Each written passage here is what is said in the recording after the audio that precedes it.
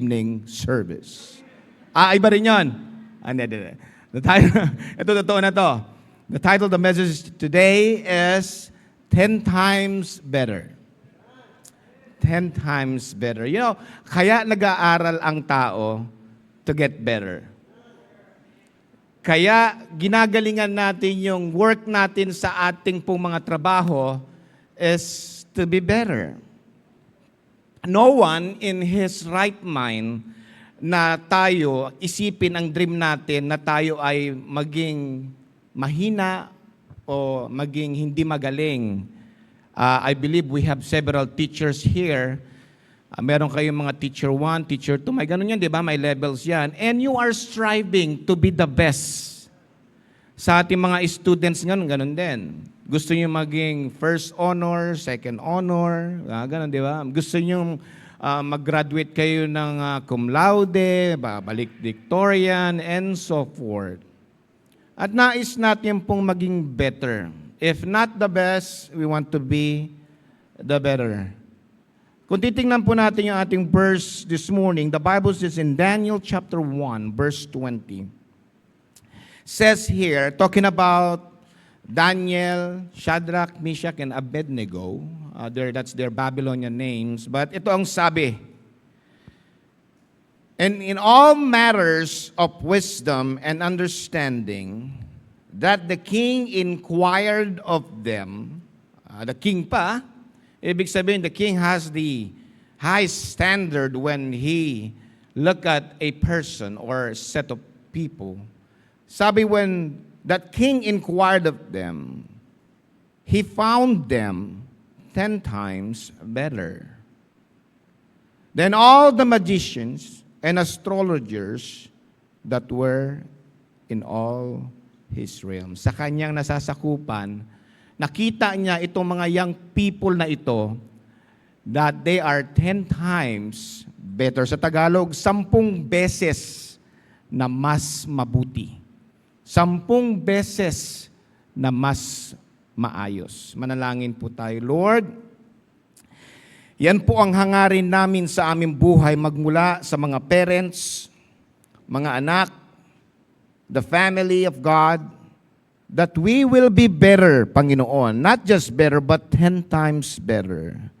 Hayaan nyo kami, Panginoon, na tuklasin kung bakit nakita at natamasa ng mga batang ito ang pagiging 10 times better.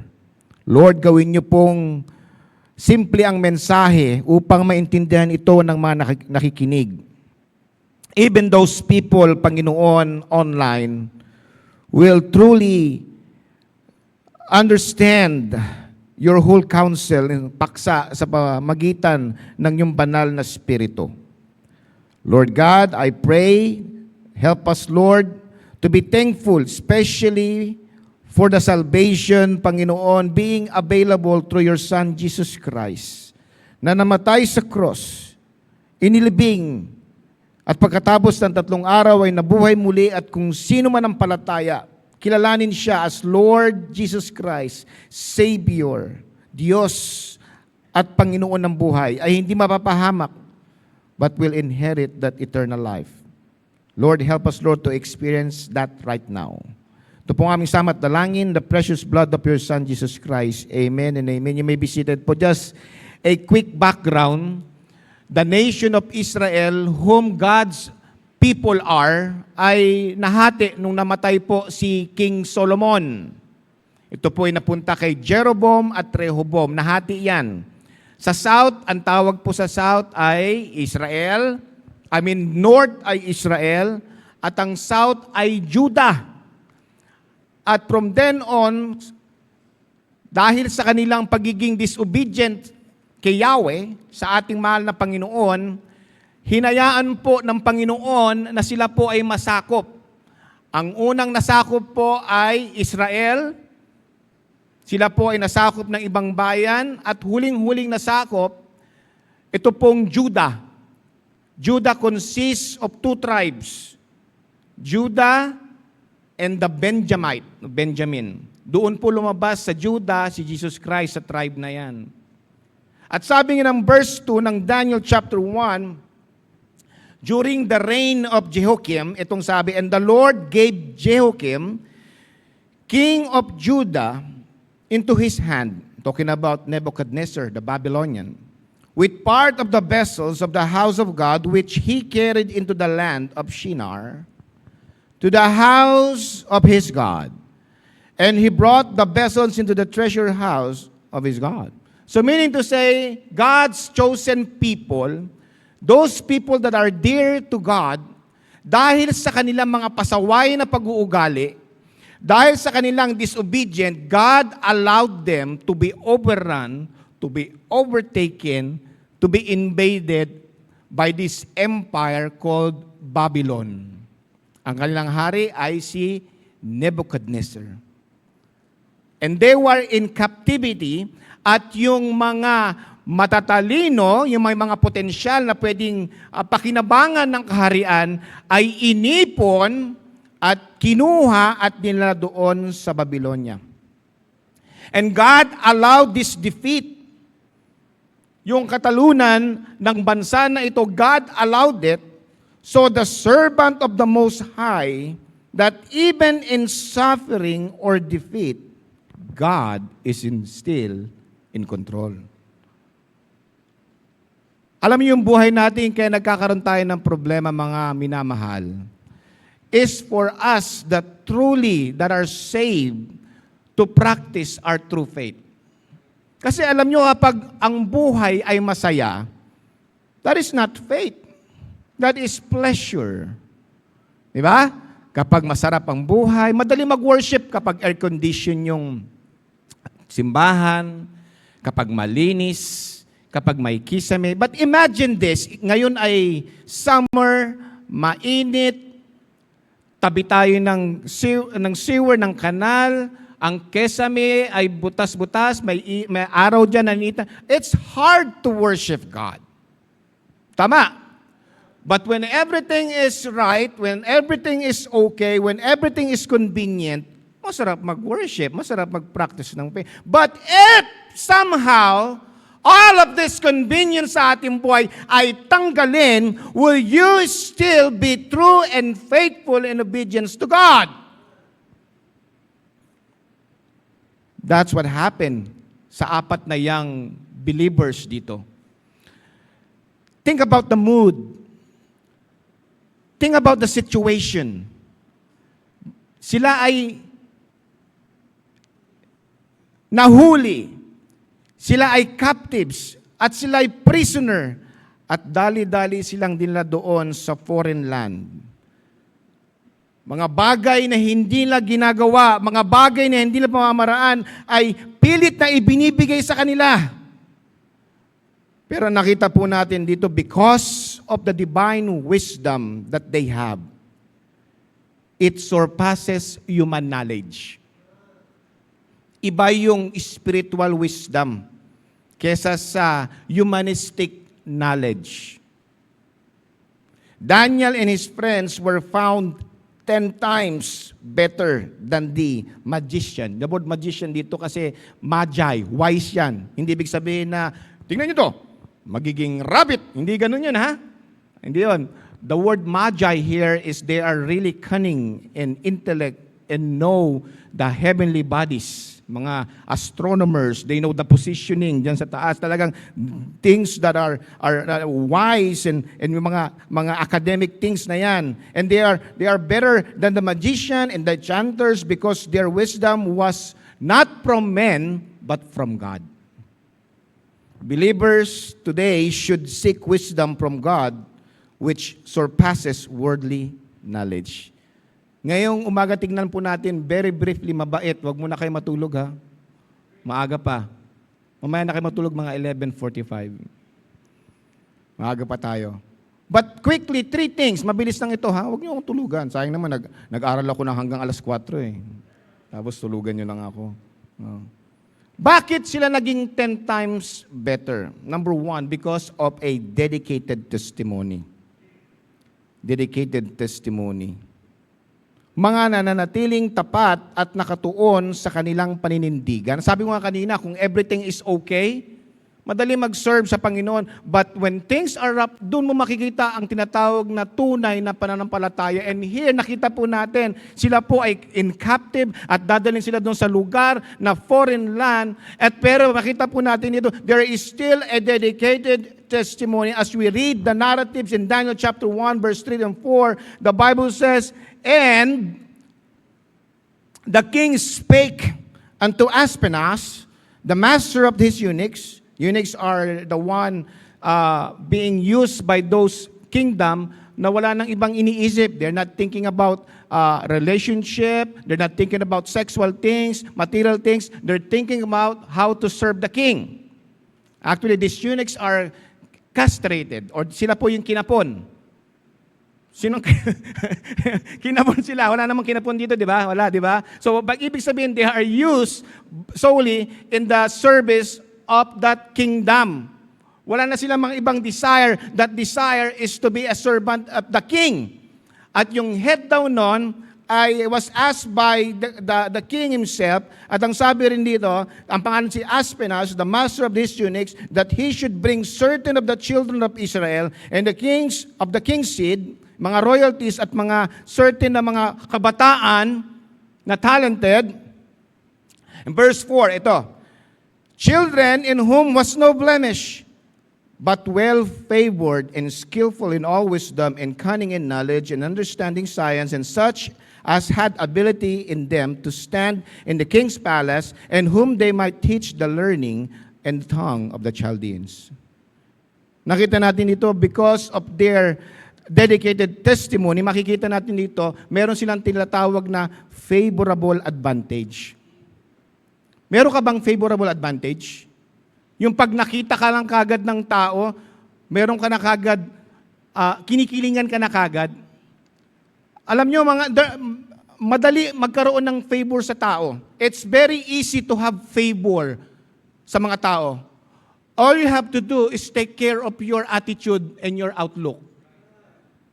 Oo, subukan mong pumunta sa isang lugar na mukha kang pangkista, puro tattoo yung mukha mo, hindi ka pagkatiwalaan yan. Umibaw, tingnan mo dun, baka kunin mo yung mga baka kunin yung yung korneto. Yung outlook mo at yung pag-uugali mo matters. And then when they saw, amen, nung nakita na yung 4 Hebrew children, si Daniel, si Shadrach, Meshach, Abednego, nakita nila, grabe itong mga to. They are well-favored. Sabi nga walang blemish daw. Meron kang pabor o ikaw ay kikilingan. Ano, bakit? Because they have a pleasant personality. Ask yourself, mga young people, meron ba kayong pleasant personality? Meron ba kayong tinatawag na stage presence? Di ba? Di ba? Dinajudge ka eh. Dinajudge ka. Ano ba yung mga criteria, Sir Jeff? Stage presence, pleasing personality. Meron pa yan, di ba? This world is going to judge you by that. When they saw these young Hebrew children, hindi pa sila nagsasalita. Yung appearance pala nila, sabi na, children, there was no blemish. They have pleasing personality in the public eye. They took care of themselves. Napakasimple ng mensahe, mga kapatid. Gusto mo magkaroon ng pabor? Gusto mo this world accept you? Well, present your body a living sacrifice. Minsan kaya ka nababastos kasi sa kasuotan mo din. Kaya ka nababastos kasi sa ugali mo din. Kaya ka inaayawan kasi sa testimony mo. But here, even though they haven't talked yet, they haven't seen yung kanilang sasabihin, by their countenance, by their body movement, the Bible says they were favored. Kung babae ka, galaw-gaw ka, ay hindi ka gugustuhin ng tao. But if you have the chase and the seriousness and the sobriety, ay pambihira, meron kang pabor. Ayaw kaya ng tao sa mga bastos at makukulit na tao. Aayawan ka. They have what you call a favorable advantage because of their pleasing personality. When you talk about pleasing personality, I believe they have a good hygiene. Good hygiene. A good steward and child of God always consider their ways. Yung pamamaraan nila. Meron silang tinatawag na magandang panloob, at dahil sa magandang panloob, nagmamanifest ito sa panlabas. Sabi sa Luke chapter 7, that is the preaching that is parallel to the preaching in Sermon of the Mount. Sabi niya, out of the abundance of the heart, the mouth speak it. When you talk about speaking, it is a conversation. When you talk about conversation, that is a lifestyle. Sa sobrang dikit nila sa Panginoon, yung puso nila ay banal, lumalabas ang kabanalan sa kanilang kasuotan, sa kanilang hairstyle, sa kanilang sapatos, sa kanilang amoy. Di ba? Pambihira. Sasabihin mo, magpipreach ka, mag-share ka sa iyong kaibigan na may langit, pero yung bunganga mo amoy impyerno. Doesn't make sense, amen? Meron, kung ako ang magkakaroon ako ng Bible, I'm gonna have my own verses. I'm gonna have Odek chapter 4, verse 4. Okay ba yun?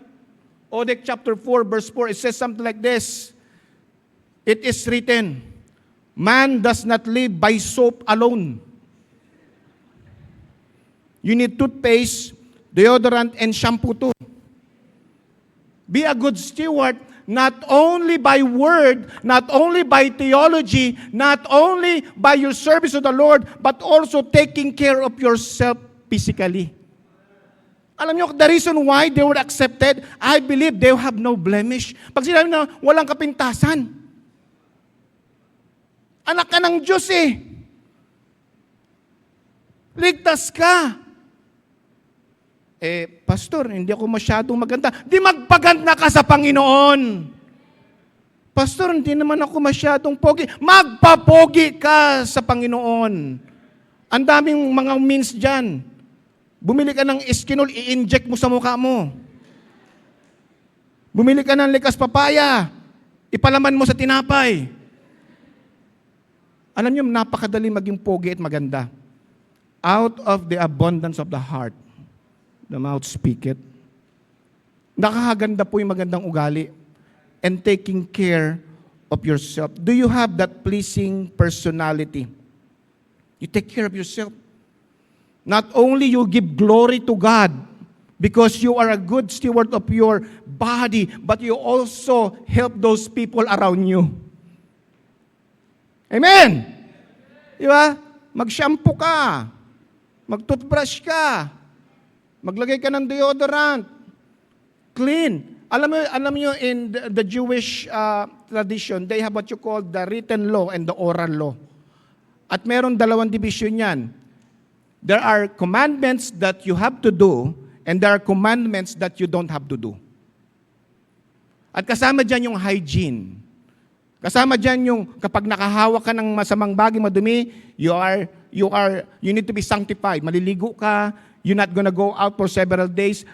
Yan ang pinapractice ng mga Hebrew children. That is why they are 10 times better. They are 10 times better because of that. 1 Samuel chapter 16, verse 7. But the Lord said unto Samuel, this is when David was going to be anointed as the next king. Listen, sabing ganon.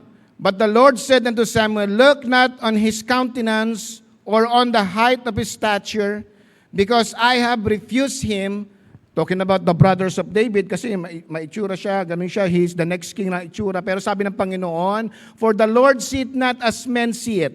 Ang Panginoon daw hindi tumitingin sa panlabas, pero ang tao tumitingin sa panlabas. Kaya if you want to be a blessing sa mga tao, dapat maayos panlabas mo. Nakuha natin yon. Now this verse emphasizes that the Lord is not looking for the outward appearance, but the people are. So if the people are looking ang ating outward appearance, don't you want to be a blessing sa kanila din? Nakuha natin yon? If the people look in our outward appearance, sabi ng Bible, do not make any stumbling block or any offense that will be offended ng mga tao. So if the people look at the outward appearance natin, importante din po yung outward appearance po natin. You should have no any blemish. Strive. Maayos.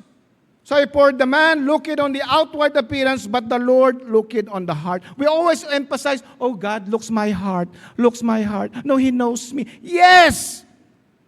But you need to be very concerned of your brethren as well. Titignan mo din kung nakaka-offend ka na by your actions, by your attitude, by your manners, by your looks, the whole counsel. There's a favorable advantage. Kaya kahit po nasa ibang lugar sila, bagay pa rin sila sa exile. They're still amar fit in exile. They are there being a prisoner. They are there being a captives. They are there as an inmate. But man, they still look good. O natin yun? Ang ganda ng testimony nila, nandoon sila, Brother Francis, nahihirapan sila, and yet they still have optimistic outward appearance. They still have this positive attitude. What a testimony. They stick out. They made themselves ready. Mga kapatid, yun ang problema sa atin. Hindi tayo ready lahat. Ang tinatawag sa Pilipinas niyan, manana habit. Mamaya na, bukas na lang, after lunch, tomorrow. But these young believers, they're fit even in exile because they made themselves. By the way, wala silang ginawa nung time na yon para to be well-favored. Because they are already well-favored when they arrived doon. Ready na sila. At ganun din dapat tayo, if you want to be 10 times better, young people, kids, girls and boys, if you want to be 10 times better, you need to be striving. Ang victory, ang tagumpay, ang tagumpay, hindi aksidente yun. Morning! Sumong kape? Hindi. Ang tagumpay, hindi aksidente. To be better, to be good, you need to strive. Next verse, ano sabi sa next verse? Okay lang ba tayo hanggang 1:30? Hindi, biro lang. Gustong-gusto nyo na matagal eh. Mapagod naman siyempre ako, no? Ano sabi sa 1 Corinthians 9:25? And every man that striveth for the mastery is temperate. Ano ibig sabihin ng temperate? Temperate in all things, now they do it to obtain a corruptible crown, but we an incorruptible. Here, the word temperate, meron silang tinatawag na self-control. And this is very crucial sa victory. May disiplina. Alam mo, kaya ka tinitigyawat, kasi panay ang cellphone mo ng gabi, alas 3 na, panay pa rin ang tingin mo kay crush. Kaya tuloy, yung tigyawat, hindi lang may tigyawat, nagkulay dilaw na. Pag pinisa mo yan, kadiri pa, di ba? Tapos hingi ka ng favor sa tao. No, you don't have the temperate attitude. Wala kang disiplina. The word here also, crown, means reward. Favor yun. Because of your temperate attitude, you are disciplined in your life, then you have the reward, and that reward, you have a favor with God and man. A dedicated testimony.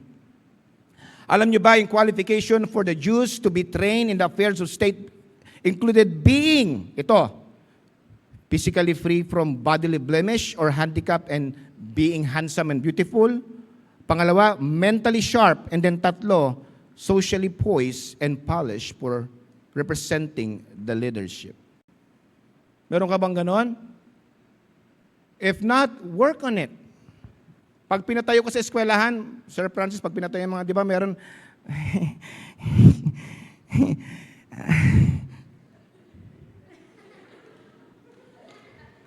ganon ka ba?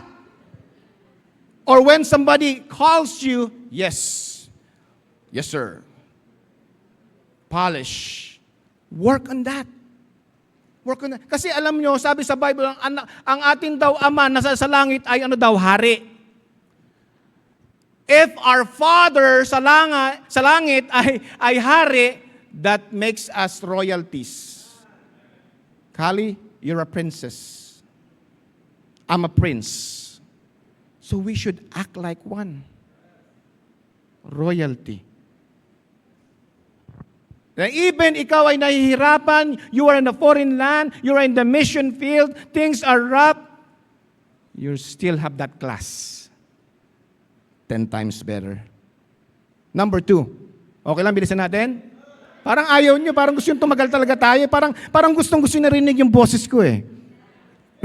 Number 2, not only a dedicated testimony, pwede natin iwan yan, di ba? Yung dedicated testimony. Out of the abundance of the heart, the mouth speaketh. If you are right with God in your heart, you will be right outwardly. Ayoko na magtagal dyan. Pero nakuha nyo na. Matatanda na kayo. Nakuha nyo na yun, di ba? Number 2, there is a difficult trial sa buhay nila. In a perfect world, walang ganito. But after Genesis chapter 3, thorns and thistles, this world is condemned. This world is not fair. Merong tinatawag na difficulty. And in this place, nakita natin these Hebrew children, these young Hebrew children, they're right with God. They follow the laws, they follow the commandment, they follow everything, and yet they are having difficult times. Di ba minsan gano'n, Sister Elaine? Sasabihin natin, Lord, pinagsisilbihan kita, nagbibisitation kami ni Sister Elaine, pero bakit ganito? Nahihirapan ako. Why? Because we are still here in this world. And in this world is full of misery, despairs, and troubles. There is what you call unjust.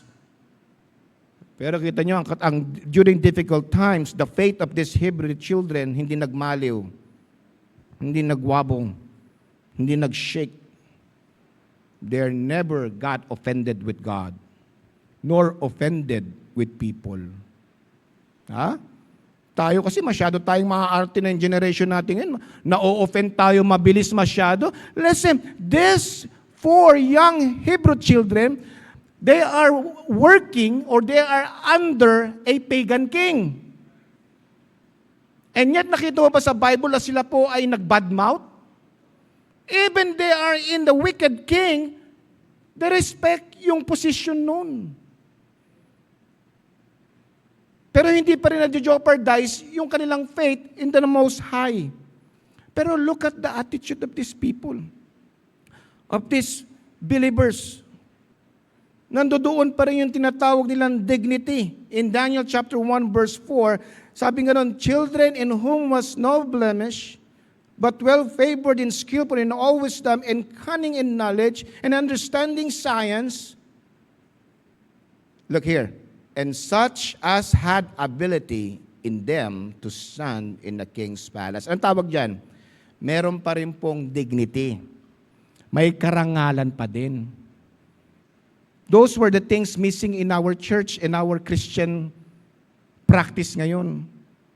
Wala nang dignity. Wala nang karangalan ang manampalataya. Dignity is the state of quality of being worthy of honor or respect. Sabi nga nun, these kids or this young Hebrew and such has had ability in them to stand in the king's palace. Alam niyo mga kapatid, yung karangalan, ito po ay fertilizer of self-confidence and self-assurance.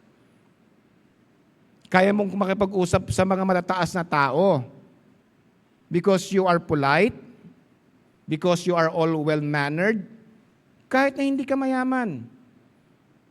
Because of your testimony, because of your good attitude, though you have difficulties and trials of life, because of your attitude, you will have that dignity or karangalan. Hindi mo kailangan makakuha ng bachelor's degree to have that dignity. All you have to do is have the Word of God, the Scripture, and God Himself dominate your thoughts, your heart, your entire being. And the rest will follow. At yung titignan po natin dito in Daniel chapter 3 verse 16, in face of dilemma, dignity is still present. Shadrach, Meshach, and Abednego in Daniel chapter 3:16 answered, said to the king, O Nebuchadnezzar, we are not careful to answer thee in this matter. Just a quick narratives dito. Naalala nyo na ito na gumawa ng God itong si Nebuchadnezzar. At sabing pag narinig niyo yung mga music, lahat mag-i-stop at bow down dito sa Diyos na ito. Ang Diyos ng Shadrach, Meshach, and Abednego is the true God of Israel. Anong sabi niya? Hindi sila naging bastos pa rin sa sabing ganon, Nebuchadnezzar, we are not careful to answer thee in this matter. Even though they doesn't obey the king, they still was able to communicate to the king in a manner na hindi po kabastos-bastos. They still kept their dignity in times of dilemma. Teachers, minsan alam ko, ganyan kayo, di ba? Minsan naiinis kayo sa sobrang kulit ng mga bata. Alam mo naman natin, there's no such thing as a perfect child. There's no such thing as a perfect man. Merong isa naging perfect man, pinako pa sa krus, no? Kaya ayaw siguro ng iba maging perfect kasi baka ipako sa krus, no? And sometimes when you're really mad, pag galit na galit ka, nawawala yung class mo eh. Yung mga driver dito, yung mga kamote, di ba? Nagagalit tayo, di ba? O kaya meron kang mga kumari na hindi ibig sabihin hindi ka sinisingil, huwag kang magbabayad, di ba? Nagagalit ka, no, gagawa ka sa Facebook, di ba? Nagagalit ka, di ba? Nawawala yung class mo. Tama ba? Kapag kasi galit ka eh. When you're in a dilemma wherein things are getting out of hand, wherein things doesn't go to your plan, when you are hungry, when you're tired, when you're naantok ka na, di ba naiinis ka? Di ba? Nahihirapan ako eh. Ayoko na madumi. Ayoko na maingay. Ayoko na maputik.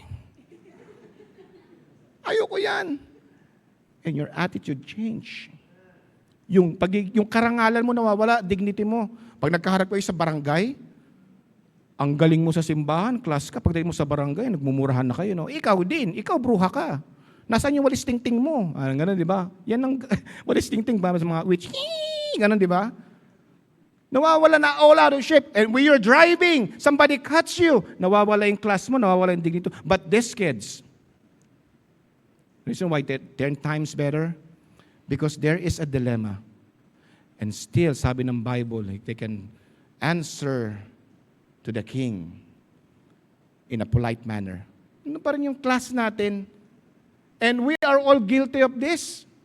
Minsan, kapatid ko, pwede ba kitang gamitin, Kati? Gamitin kita, ha?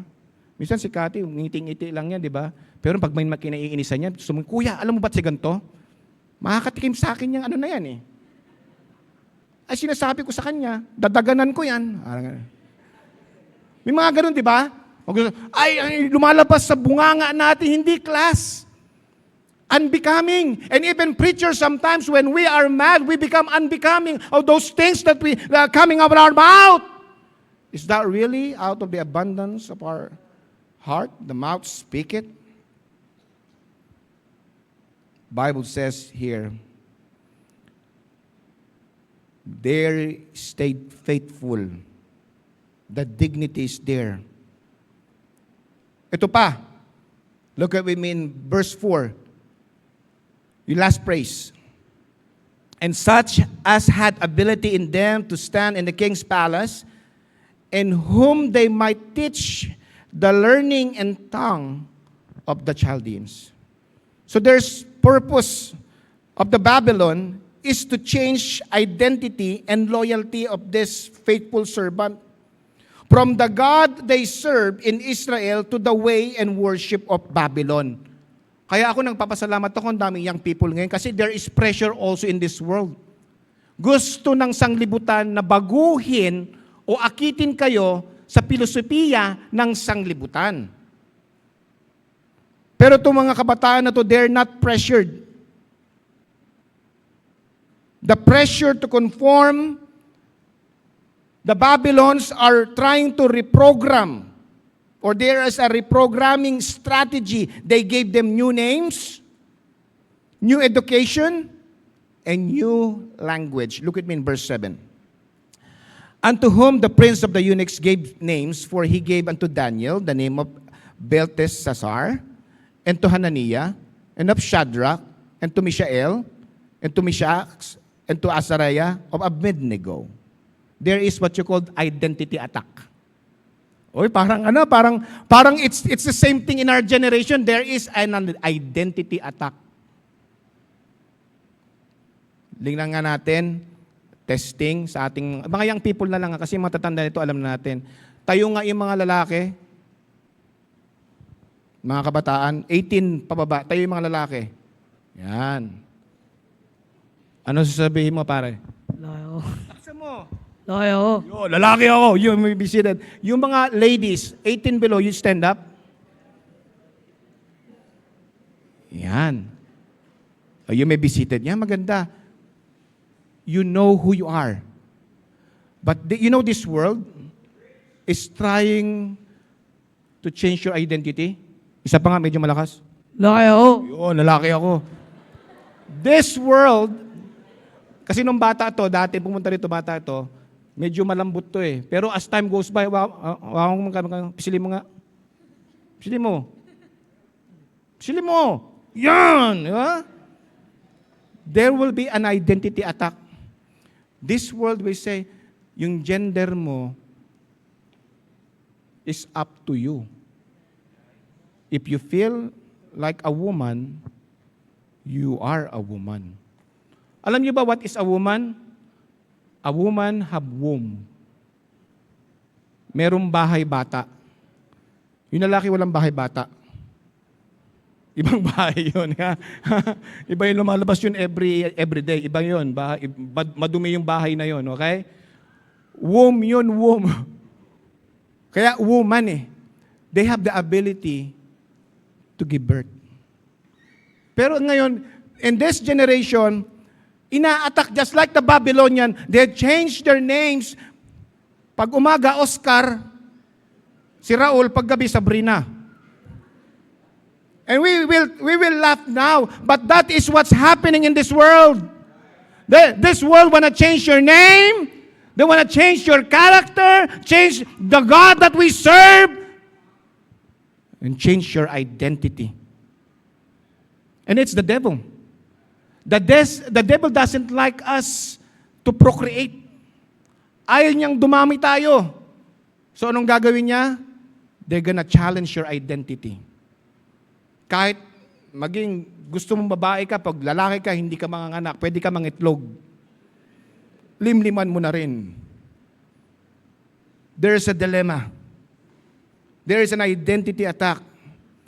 But have you seen the application na pinakita ng Hebrew children? That is why they are 10 times better, because they are obedient and they stand on the principles of the Word of God. The world will try to redefine you, that who you are in Christ. Pero we shall not be moved. Subic Bay Baptist Church and these young people will have that wisdom. No blemish. And I'm telling you, be 10 times better in this present generation. So there is dignity in the face of dilemma. Ito pinakamatindi. And even I must come, Lord, forgive me. They're also serious about their diet. Uh-oh. Can I touch this?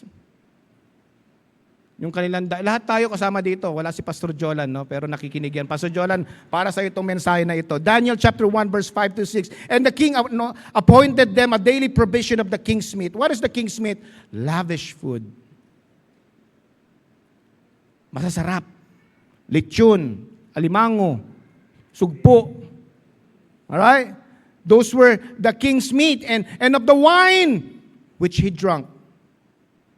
So nourish them 3 years, that at the end thereof they might stand before the king. Now among these were of the children of Judah, Daniel, Hananiah, Mishael, and Azariah. Sabing ganon, kayo may potential maging leaders, dito kayo. Kung anong kinakain ng pagan king, kung ano yung kinakain ng hari, ipapakain sa inyo para kayo maging healthy. At umiinom ng alak ito, uminom din kayo. Alak pa!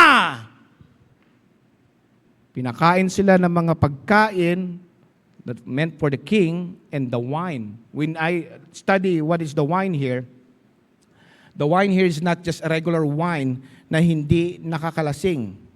Ito po ay tunay na alak na fermented, mga kapatid. And they were appointed to eat the lavish and tasty food offered for kings. But this godly young Hebrew knows better. Even their diet was important to their worship of God.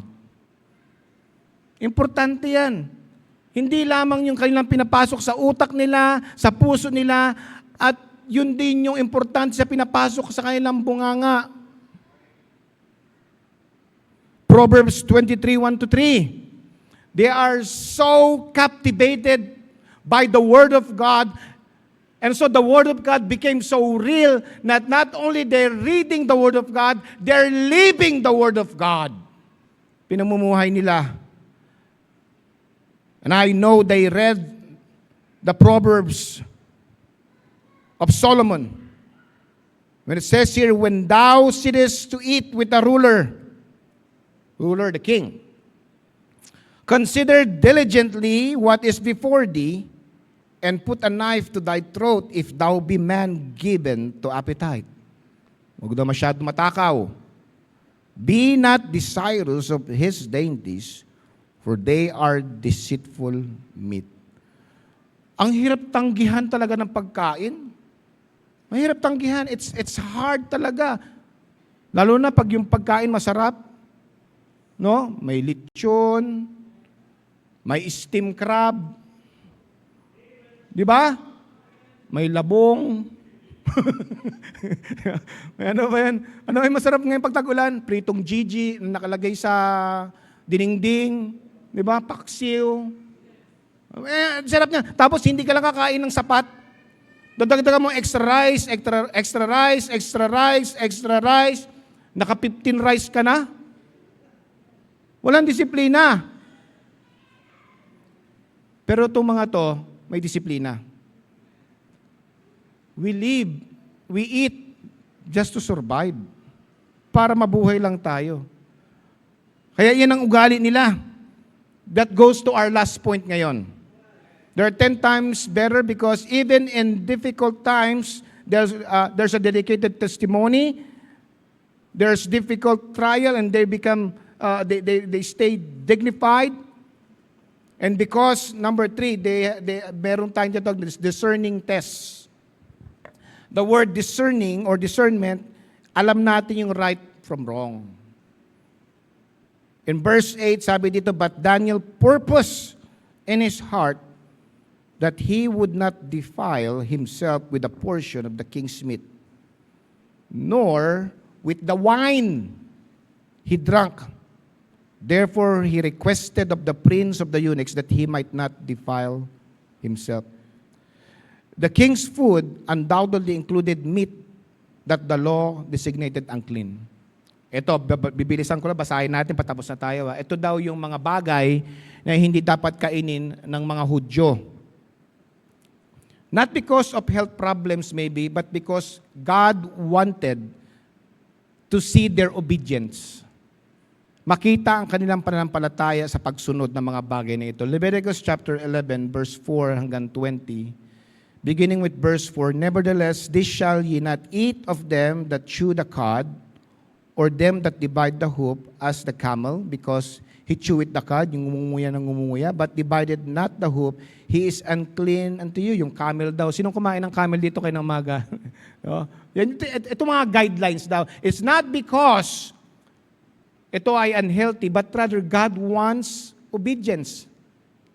Gusto niya ng pagsunod. Verse 5, and the kuni kuneho, mga rabbit, because he chewed the cud, but divided not the hoop, he is unclean unto you. The hare, yung hare na to, mga rabbit din ito, family, because he chewed the cud, and but divided not the hoop, he is unclean unto you. And the swine, pork ito, though he divide the hoop, and be cloven-footed, yet he cheweth not the cud, he is unclean to you. Verse 8, of their flesh ye shall not eat, and their carcasses shall ye not touch, they are unclean to you. Verse 9, this shall ye eat of all that are in the waters, mga laman dagat, whatsoever had fins and scales in the waters. Yung may kaliskis daw at saka mayroong mga fins, pwede daw. In the seas and in the rivers, them shall ye eat. And all that have not fins and scales, yung mga wala daw kaliskis, in the seas, ano yan, yung mga hito, mga dalag, in the rivers of all that move in the waters, and of any living that which is in the waters, they shall be an abomination unto you. They shall be even abomination unto you. You shall not eat of their flesh, but you shall have their carcasses in abomination. In abomination. Verse 12, whatsoever hath no fins nor scales in the waters, that shall be abomination unto you. Inulit na naman. And these are they which you shall have in abomination among the fowls, yung mga lumilipad. They shall not be eaten. They are the abomination, the eagle, the office frage, and the osprey. Those were family of eagle also, mga lawin, mga limbas, mga vulture, in verse 14, and the kite. Ito yung lawin, yung falcon, after this kind. Every raven, after this kind. Raven, mga uwak. And the owl, quago. The night hawk, kakao. The hawk, after his kind. The little owl. The cormorant, the great owl. The swan, the pelican. The gyre eagle, and the stork, the heron after her kind, the lapwing, the bat, all the fowls that creep, ibig sabihin mga lumilipad, kasama insekto dyan, going upon all four, merong 4 na legs, shall be an abomination unto you. Now, itong mga bagay na ito na di dapat kainin, kung titingnan natin, pwede naman kainin ito eh. Pero dahil this 4 Hebrew children that really wanted to serve God, they respected the Word of God. Para sa kanila, importante po yung salita ng Panginoon. Kaya sabi sa Psalms 1, 2, and 3, but his delight is in the law of the Lord, and in his law he meditate day and night. And he shall be like a tree planted by the rivers of water, that bringeth forth his fruit in his season. His leaf also shall not wither, and whatsoever he doeth shall prosper. Mga minamahal, these young Hebrew men had a great reverence toward God and his word. They are also cautious on the things they consume sa kanilang sarili. In verse 9 to 12, now God had brought Daniel into the favor and tender love with the prince of the eunuchs. And the prince of the eunuchs said unto Daniel, I fear my lord the king, who had appointed your meat and your drink. For why should ye see your faces worse liking than the children which are of your sort? Then shall ye make me in danger, my head to the king. Then said Daniel to Melzar, whom the prince of the eunuchs had set over Daniel, Hananiah, Mishael, and Azariah, prove thy servant, I beseech thee, 10 days, and let them give us pulse to eat and water to drink. Now the pulse to eat are the healthy foods. And instead of wine, instead of alak, the Bible says, water to drink. Mga kapatid, consider natin yan ngayong umaga. You want to be 10 times better? Be concerned of what you take in your body. The food, the teaching, the doctrine, the wine, yung alak. Last verse natin, Proverbs 23:31 to 35. It's this, look not thou upon the wine when it is red. Huwag mo daw tignan ang alak. When it's red, ibig sabihin na ferment na yan. When it giveth his color in the cup, when it moveth itself aright. At the last it biteth like serpent, makamandag. And strength like an adder. Adder is ulupong. Matinding ahas. Thine eyes shall behold strange woman. Dahil sa kalasingan mo, strange woman, papatulan mo ng babae na hindi dapat patulan. And thine heart shall utter perverse things. Magiging bastos ka. Yea, thou shalt be as he that lieth down in the midst of the sea, or as he that lieth upon the top of the mast. Wala ka ng pakialam. Nakahiga ka na kung saan-saan. They have stricken me. Binugbog ka. Thou shalt say, I was not sick. Wala ka ng pakiramdam. Binugbog ka, pero sino yung mga sumuntok sa akin, pare? Di ba ganun, di ba? Binugbog ka. Hindi mo alam kung sino yun. Yari ka sa akin pag naalala kita bukas. Pag naalala mo. At sabing ganun dito, they have beaten me, and I felt it not. Kasi ang mga lasinggero, manhid yan.